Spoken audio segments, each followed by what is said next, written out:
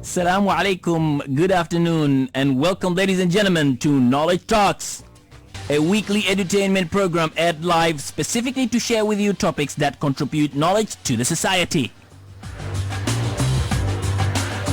Ready to share knowledge live with us today on Oman Radio FM 90.4 on Vision. Stay tuned. Welcome back, ladies and gentlemen. I'm your host Tariq Al Barwani, along with our studio engineer Safia, with you today here live on Oman Radio FM 90.4. Our topic today is vision. And before the music break, we touched upon the importance that this academic yet widely business term used for organization that wants to be successful in its journey. Today, I am very, very happy to be inviting special guest who will be sharing with us his thoughts on the subject and experience about the practice, so as making this word never a stranger but a friend going forward. Ladies and gentlemen, today we have Mr. Sajan Nair, the country manager of Xpertlearning, and he's also the knowledge ambassador of Knowledge Oman, with us here at Oman Radio FM 90.4. Sajan has over 23 years of experience in learning and development, and has been instrumental in leading various development initiatives as well as facilitating soft and leadership skills training in various roles. His personal mission is to inspire passion for learning by constantly delighting people with the joy of a new perspective. If you ask me personally, I've had the opportunity to work and also learn from Sajan. And yes, he's not only a good friend, but is also a man committed to bringing results in any initiative he is involved at. Sajan, salaam alaikum and welcome on air. Walaikum salam, Tariq. It's a pleasure to be here. How are you doing today, Sajan? I'm very good, thanks. How are you? First, I'm very, very well, Sajan. Sajan, first, let me thank you for accepting to take some of your precious time to come on air and share your knowledge and experience on leadership. Thank you. Sajan, our topic today is about vision. Yep. And as you are aware, this is a very important element in any organization formation. Right. However, this word is useful and beneficial only when the definition of it is clear. What am I trying to say is, if people don't really know what vision is, then I think it becomes confusing and even difficult to implement the vision in an organization. Right. Sajan, could you kindly please define the word vision to our listeners today? Absolutely, Tariq. Simply put, vision is a clear picture of the future, which is inspiring. It's something where, how we see ourselves living our lives. Sometimes it might talk about how we think about serving the world. How do we plan to impact the world? What is the kind of legacy we'd like to leave for the world? Vision is really an internal compass, and it helps us guide. It serves as a guide for us during good times and sometimes bad times too. In fact, one of the things that we need to understand is there is a difference between a vision and goals. Vision is always deeper and perhaps more important than goals. In fact, all the goals spring out of the vision. In fact, vision is the one thing that binds all the goals together, and it gives it purpose and power. In fact, Stephen Covey, when he talked about habit 2 in his 7 habits of highly effective people, the habit 2 refers to begin with the end in mind. And Stephen Covey goes on to explain that all things are created twice. 1, in the mind, and 2, in the physical world. For example, when we think about constructing a home, even before we touch the first brick, it's absolutely important to envision the kind of home that we'd like to build. Where are the rooms going to be there? Is there a room where all of us are going to get together and laugh and have fun? And then to really go on to the detailed plans and then to build the blueprint before even touching the first brick. And that really is vision. And the other thing perhaps to kind of touch upon is that it takes tremendous discipline to live within the framework of the vision we create for ourselves. For example, if our vision is to serve people, we have the opportunity to constantly ask ourselves, how do our goals every single day get us closer to that vision? And if our vision is to grow and flourish through a sense of innovation, how do our goals achieve it? Now, vision really tells us where we are going, and more importantly, why is it important to us to go there? Okay, so thank you very much for sharing the definition, Sajan. So is it in a nutshell saying that vision is basically a picture of a direction that where you want to go? You put it beautifully, Tariq. Okay, thank you very, very much. Now, could you explain the importance of having a vision? All right. The reason why it's important to have a vision is that, the best way to predict the future is often to invent it. In fact, there's Benjamin Zander, who's the conductor of the Boston Philharmonic Orchestra. Okay. And he talks about this experience he had in his life when he was 46, and suddenly he had this realization that the conductor doesn't make a sound. His power is in empowering others to make a sound, to kind of bring the music together. So one of the ways in which people empower people and inspire people is by a beautifully inspiring vision. Okay. The other example is Marshall Goldsmith often talks about, the leadership thinker. I will just pause you for a bit on that. This is a very, very important point that you're sharing right now. We're just going to take a quick break because of the adhan, and we will be back to discuss about the importance of vision. Absolutely. Looking forward to it. All right. Welcome back, ladies and gentlemen. I'm Tariq Al Barwani along with DJ Sophia with you here on Oman Radio FM 90.4. Our topic today is on vision, and yes, our special guest is Mr. Sajan. Sajan, Hello, Tariq. we spoke about the vision, which you have spoke very, very well about the vision, the definition. Now we want to talk about, if you could kindly continue speaking about the importance of having a vision and whether organizations should have a vision or not. Right, absolutely, Tariq. I think one of the things that the leadership thinker Marshall Goldsmith talks about is the issue that driven and successful people often have, which is goal obsession. And what he means when he says goal obsession is that we are overly focused on the goal, that we have forgotten why we are going behind the goal in the first place. And there's an extremely clever case study, which is called Good Samaritan Research, which is done in Princeton. And so what happened in this case study is that some students learning religion are told, you're too late. You have to immediately get across the campus and deliver a speech on how to be a good Samaritan. And we all know that a good Samaritan is somebody who helps others in need. So the researchers informed the students one by one to rush across the campus and deliver a speech on being a good Samaritan. And they cleverly planted an actor who would interrupt them when they're running. And the actor would say that, sir, I'm suffering, can you please help me? It turned out that 90% of the students ignored the pleas of the person begging for help because they were in a hurry to go and deliver a speech on how to help others. Isn't it ironic, Tariq? So what happens is, this is exactly what happens because when we are unmindful of the vision, and this also illustrates the need and the power of a vision. So the other benefits of having a vision is that it unifies effort and it kind of aligns effort all over the organization, and it also helps in decision making because sometimes when there are two options to choose from, looking at the vision can give leaders an idea as to which of those options may be the more appropriate one to choose. Okay.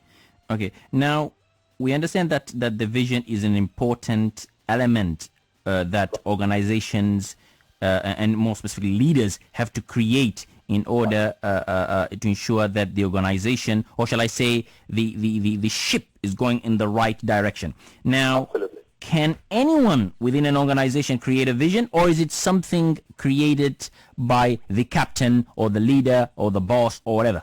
I mean, this someone within this organization. Question. I think anybody in a leadership role, and a leadership role doesn't necessarily mean that somebody has to lead the team. Even as parents, we are leaders, and we do have a vision for the way we would like our families to be. Very nice. Although we might not necessarily have written it down, or we might not articulate it as often as organizations do. Nigel Barlow, the inspirational speaker, says that one of the leaders' role is to invent a more successful future. So definitely it's incumbent upon leaders to create a compelling vision.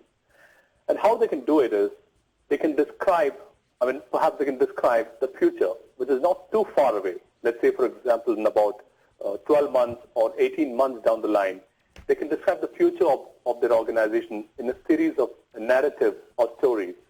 So let's say, for example, they think, one day in the life of my company, about 12 months to 18 months from now, what is it going to be like?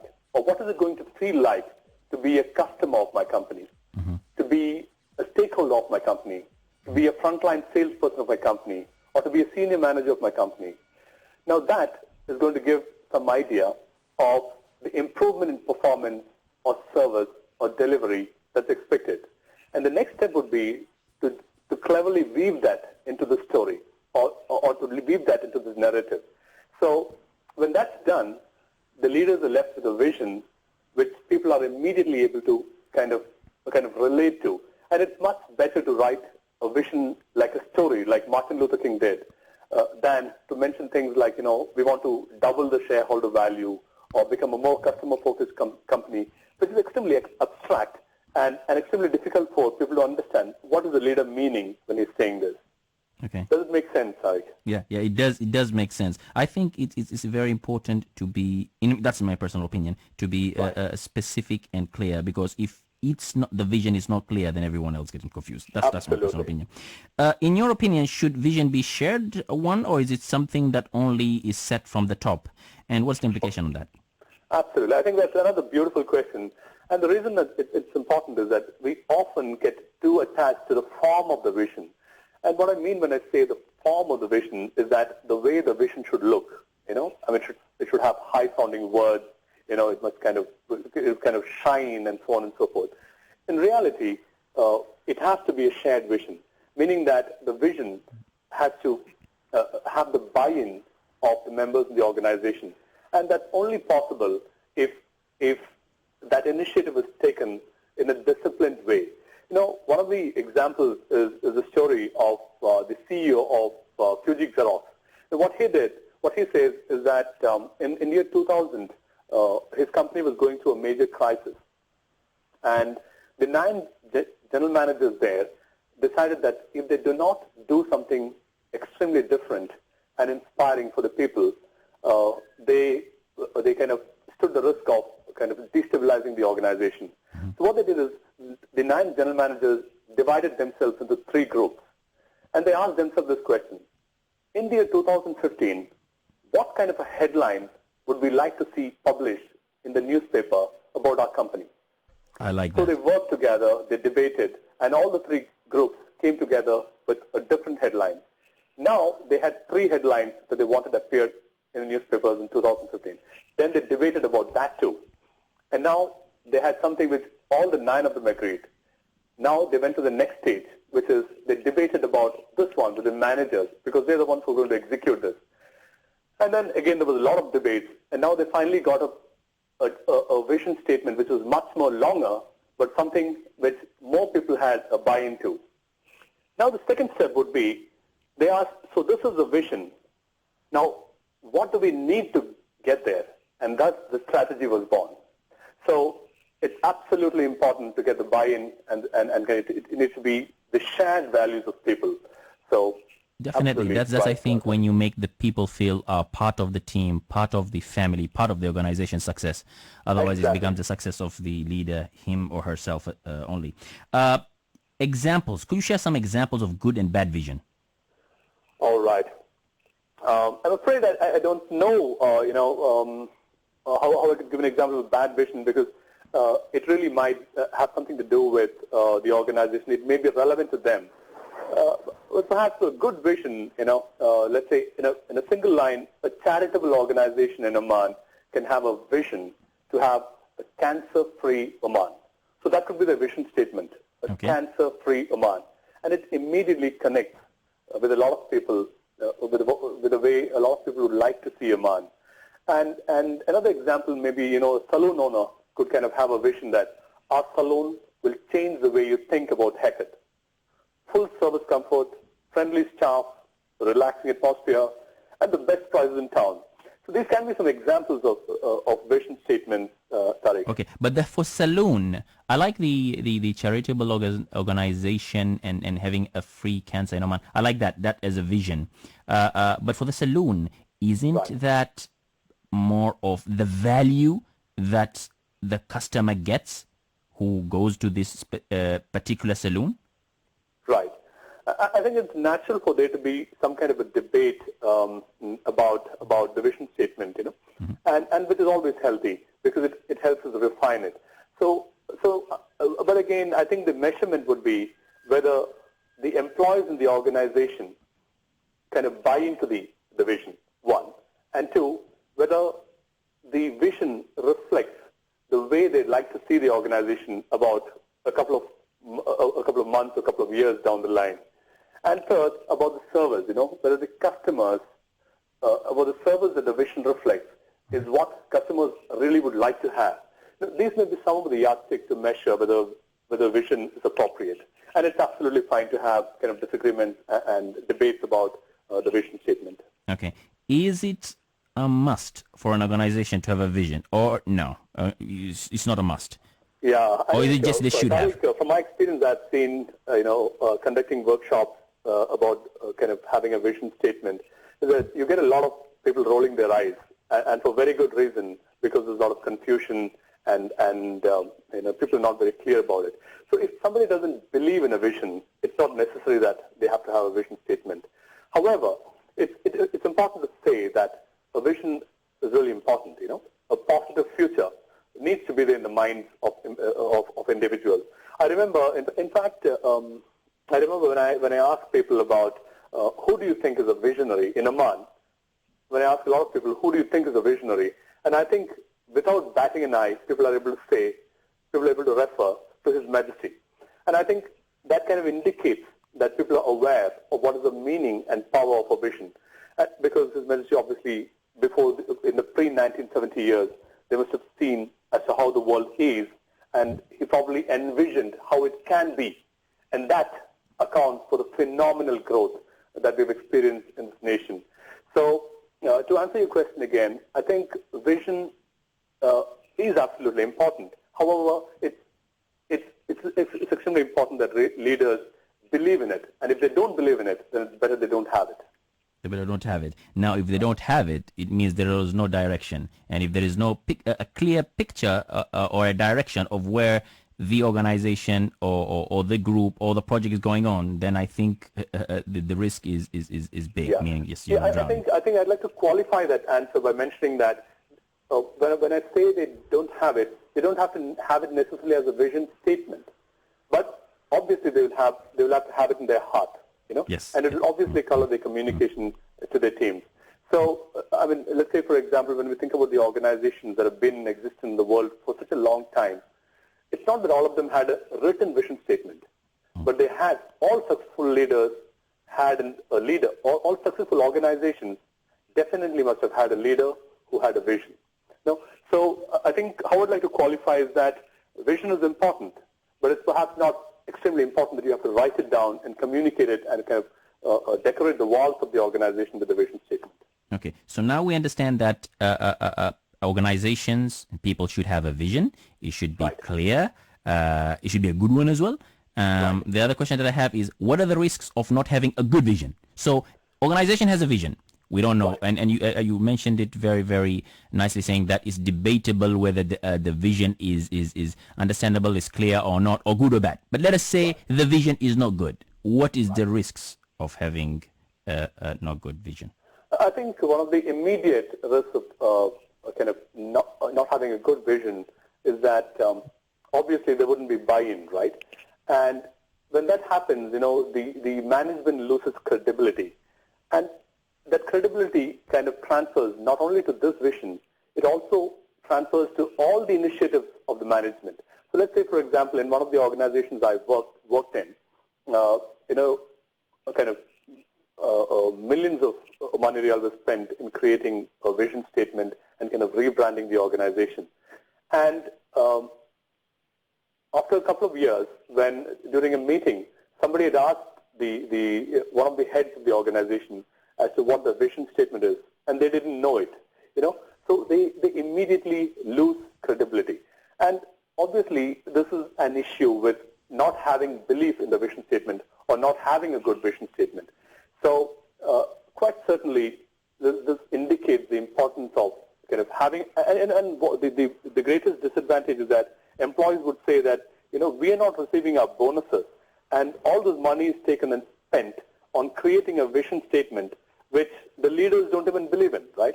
And they lose a lot of credibility as a result of these kind of things.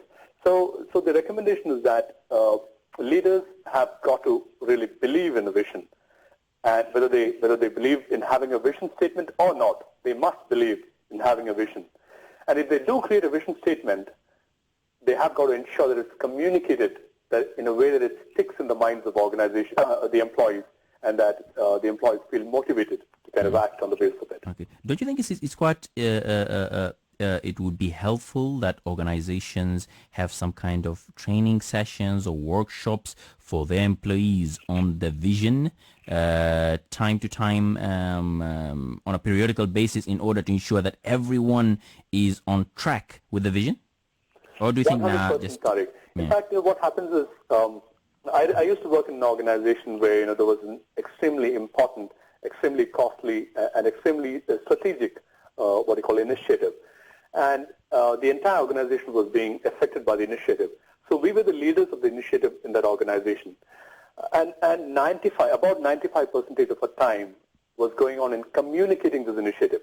So it appeared to us that we are over communicating this, because every time that we were at work, we're always talking about this, we're walking about this, we're talking to people about the importance of kind of embracing this initiative, the value that the organization and its customers would get on kind of because of this initiative, and so on and so forth.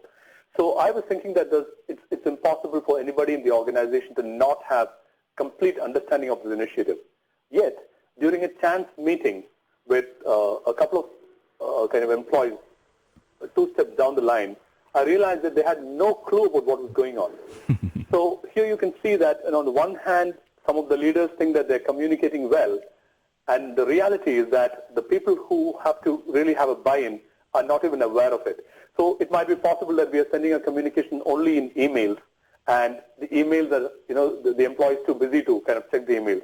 So training sessions, like you rightly pointed out, and then we have to leverage in technology now, and technology can be kind of virtual classrooms, or kind of social learning layer, or training programs like you mentioned, conference calls, so many things. I think over-communicating must be the goal when an organization tries to drive down the kind of an understanding of a vision.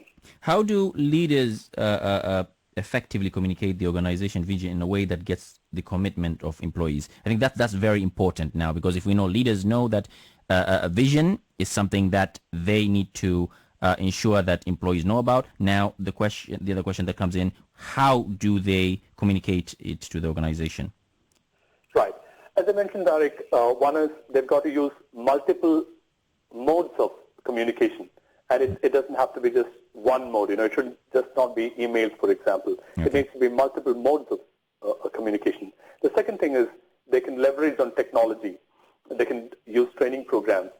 And one of the most important things perhaps is to walk the talk. To walk the talk means the leaders themselves have to demonstrate enthusiasm of the vision. They've got to really, when they talk about the vision, when they talk about where the organization is going and why, they have to demonstrate that they're really, really excited about it. So, and they've got to kind of demonstrate the behavior that is reflected by the vision and that is expected out of the employees of the organization. So 3 points. 1, communicate using different modes. 2 is to kind of exemplify this behavior and demonstrate enthusiasm. Okay. How do leaders create a realistic and compelling vision for the organization? Oh, excellent. I think perhaps a discussion about creating a compelling vision would be incomplete without referring to the speech which Martin Luther King made on the 28th of August 1963 from the steps of Lincoln Memorial. What Martin Luther King did was, in fact, it has become so symbolic and so such a decisive thing for the world that it is always referred to when leaders look at creating a vision statement. And when we look at the words that Martin Luther King used in his dream, which is actually the vision, is he said, this nation will rise up and be transformed into an oasis of freedom and justice. And he said that he dreams that children would not be judged by the color of their skin, but perhaps by the content of their character. And he mentioned how slaves and slave owners will sit down together on a table of brotherhood. He mentioned that justice would flow like waters and righteousness would flow like a mighty stream, and disagreements will be transformed into beautiful symphony of brotherhood.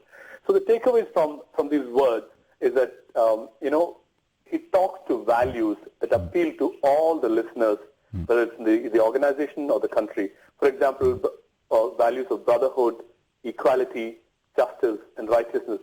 Immediately people feel connected to these values.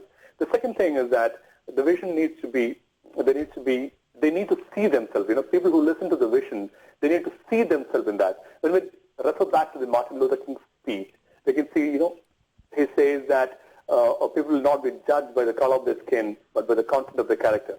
People like to see that. People are going to sit down together on the table of brotherhood. People would like to see that. They immediately see themselves there.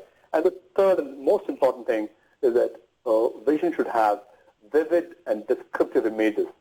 So let's say, for example, we think about France, Paris. What comes to your mind? Images of France and Paris, right? And this is an indication that the mind remembers things in terms of images rather and not as thoughts or ideas.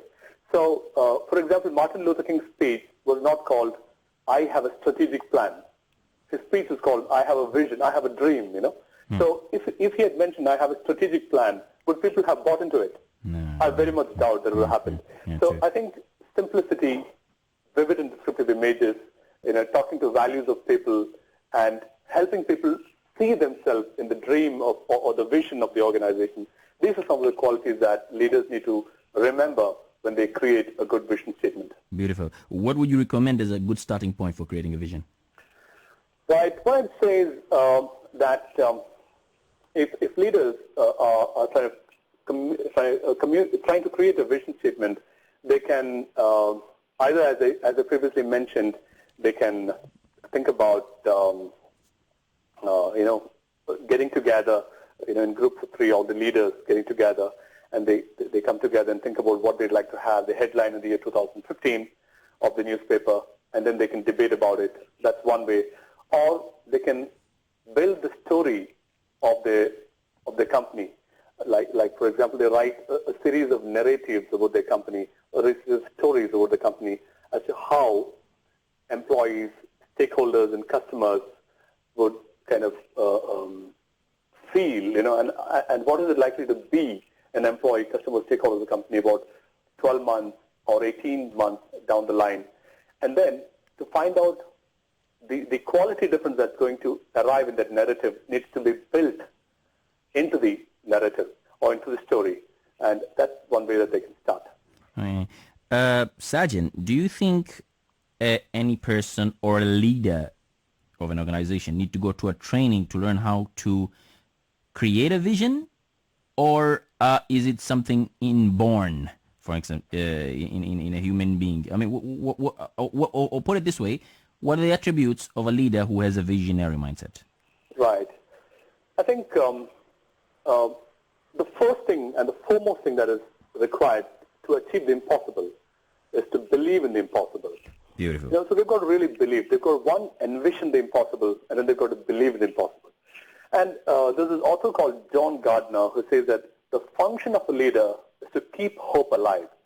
So, for example, during Hurricane Katrina, local leaders who could see immediately past the misery of destroyed towns and cities gave hope to the people that there was going to be a better day, although the leaders didn't know what the better day was going to be like. So one of the functions of a leader is to hope, and it's to kind of inspire hope in people. And the third thing perhaps can be realism. They've got to set realistic but extremely high expectations. So it's a very good question, Tariq. The attributes of a leader with a visionary mindset would be they have to have a belief in the impossible, they've got to have hope, and they've got to kind of be very realistic. Okay, and they also have to believe in the vision itself too. Absolutely. Sajan, apart from an organizational context now, let's look at us as a person. Is there a personal vision that any person can create? I think so. Definitely, Tariq. People need to have a personal vision. And in fact, when we discuss with friends and colleagues, we realize that they do have a personal vision. Because when we think about them, when we ask them, what are your dreams, what are your aspirations, and why do you want to get there? They usually have an answer to both these questions. So somebody would say that, I want to be a public speaker. Then we would ask them, why do you want to get there? And they would say, I'd like to kind of spread knowledge. And this is a vision, So I'm not very sure about whether it's important for individuals to have a vision that is written down. But definitely it pays or it helps to kind of constantly think about what is it that we are trying to, what is the purpose of our lives, And this internal debate and this internal conversation is constantly likely to refine our understanding about ourselves and what is the greatest value that we can add to the world and what is the legacy that we can leave behind for the world. In fact, the difference between one person and another, in my personal opinion, sometimes you see people who do great success in their lives, and you see others that just every day is really just like any other day, And the difference is I think the ones that make impact have a vision where they want to go, and when I say vision, is they have a direction where they want to go, and they work towards achieving that direction. Do you agree with that, Sajan? 100%. Sajan, I know your mission is to inspire passion for learning by constantly delighting people with the joy of a new perspective. That's really beautiful, mashallah, and valuable, and it's very inspiring, as I've always known from you, Sajan. What is your personal vision in life, and what's your organizational vision? All right, okay. We as an organization, when we speak about Xpertlearning, our company, we don't have, in fact, we are presently at the stage of refining our vision, and sometimes there is a need for it as markets and opportunities change. So what we do is we have a mission statement, which basically is kind of one of our goals, which is to help organizations to define, operate, and optimize their performance management initiatives. So that's the organization vision. And when I look at my own vision as a person, I have kind of, at the moment, been content to think about my mission, which is my goal, And again, I think there is the opportunity for us to have multiple kind of goals and kind of redefine time and again this conversation. To constantly have this conversation about having a vision and to redefine. So the long and short of it is, I don't have a vision statement personally, right? Okay, but you have a beautiful mission, mashallah. Your mission is very noble. Your mission is among very few people who do that, Sajan, mashallah. Thank you, Tariq. Sajan, you've shared a fantastic topic today with us about the vision. Is there anything you wish to share to our listeners before the end of our program today? I truly thank you for the opportunity. It was a delight to be here on this program, and definitely I look forward to more opportunities. So, thank you. Thank you very much, Sajan, for joining us today on Oman Radio FM 90.4 to share knowledge on the importance of vision and the positive impact one, be it personal or organizational, can have it if they engineer and if they utilize it in their lives. Leadership, in fact, is a broad topic, and there are a number of interesting other discussions we have coming in our upcoming session. We would be very happy to invite you in the future sessions again to learn from your wealth of knowledge as well, inshallah. Thank you. Looking forward, Tariq. Meanwhile, I would like to take this opportunity to wish you the very best and success in all that you do, my friend. Thank you, and wish you the same. All right, ladies and gentlemen, we've come to the end of our program for this week. I hope you all had an intriguing time with us. If you have an interesting topic, feedback, or comment that you wish to share with me about the program, please write to me an email available from my website at www.tariq.net. That's TARIQ.net. I will be pleased to hear from you. Let us catch up with you again next week on Tuesday, same time from 5:30 p.m. for a knowledge session. I'm Tariq Al Barwani, wishing you all a happy and a pleasant week. Ma'as salama.